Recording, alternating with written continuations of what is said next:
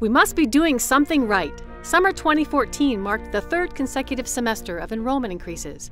Our international student population nearly doubled this summer, growing from 150 to 295.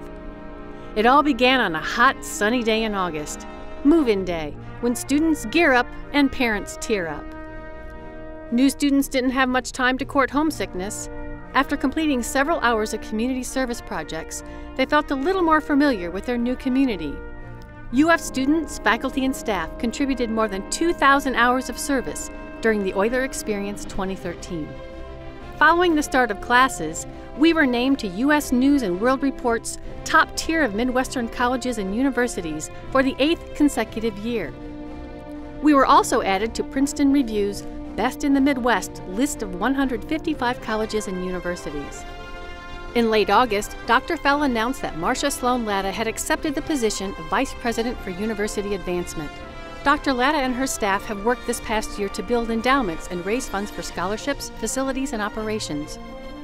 In early September, Dr. Fell, Dr. Kawamura, and board member Lynn Child traveled to Japan with representatives from the city of Findlay.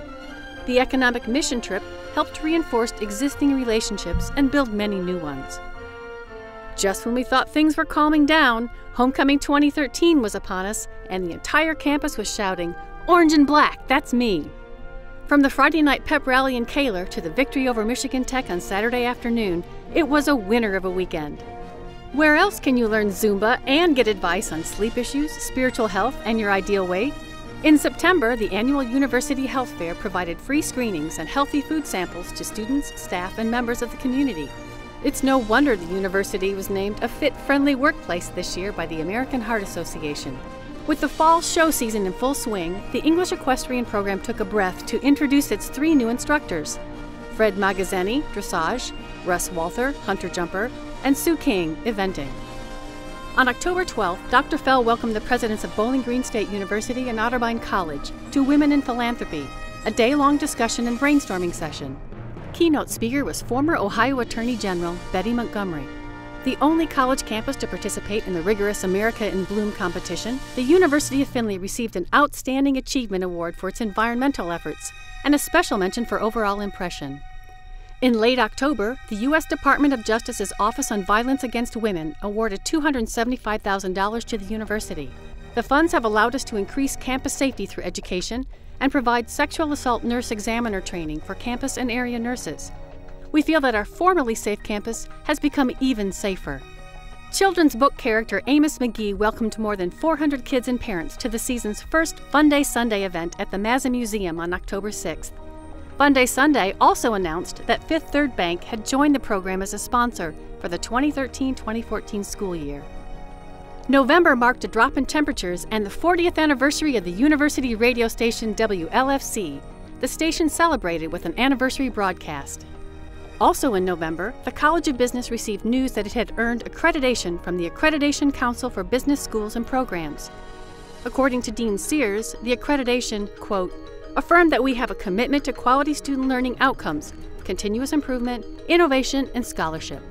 What better way to experience a true Thanksgiving than to give back to the community? In 2013, the Helping Hands Food Drive brought in more than 55,000 pounds of food in a 24-hour period. That's a lot of fruit, peanut butter, and pasta, all donated to Findlay's Chopin Hall. What do 600 writers from around the world have in common?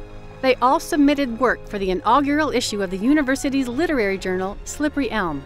Jeff Gundy and Sandra Van Pet Hogue each received $1,000 as winners in the poetry and prose categories. Professor of Business Lou Ann Cummings achieved academic notoriety for the University of Findlay when she was awarded a Fulbright Scholar Grant to teach in Hanoi, Vietnam during the spring 2014 semester.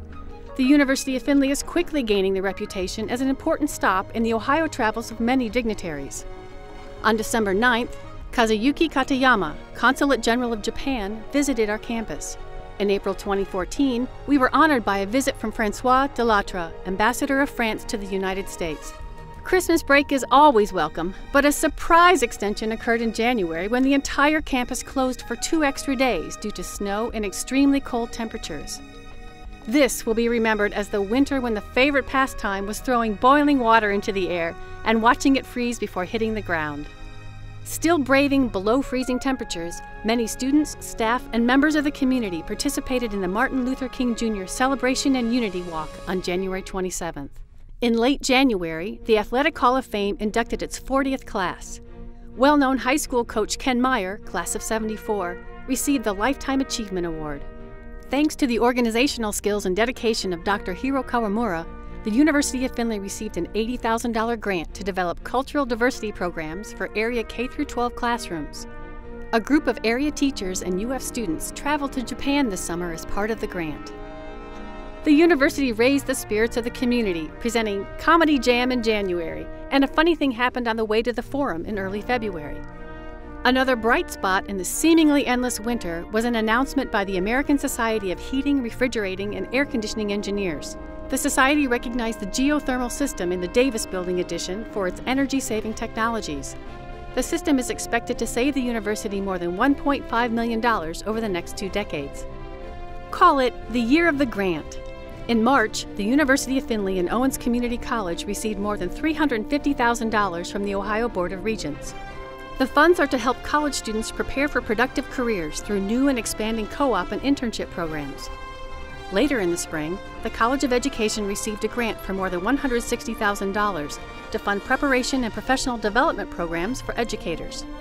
The Smart Catalog debuted in March, streamlining the catalog process and making it easier for current and potential students to see our course descriptions and requirements. The online catalog was funded through a University Goal-Getter grant. More than 300 students participated in the annual Symposium for Scholarship and Creativity on April 2nd. Representing all colleges and most programs, students presented posters and did oral presentations. Several alums were also invited to speak. Wrapping up the academic year, the annual Employee Recognition Dinner honored UF faculty and staff for their years of service. This year, 2 individuals were recognized for 30 years of service to the university, and 4 were recognized for 25 years. Before students left campus for the summer, the university named Jeff Fry as Dean of the College of Sciences and Ron Tully Dean of the College of Liberal Arts. The deans bring extensive experience, both at the University of Findlay and in their respective colleges, to their positions. As graduating students made their way back through the arch on Saturday, May 3rd, the University of Findlay celebrated one of its most successful school years. Enrollment grew, grants were received, and we made considerable progress on preparing our students for meaningful lives and productive careers.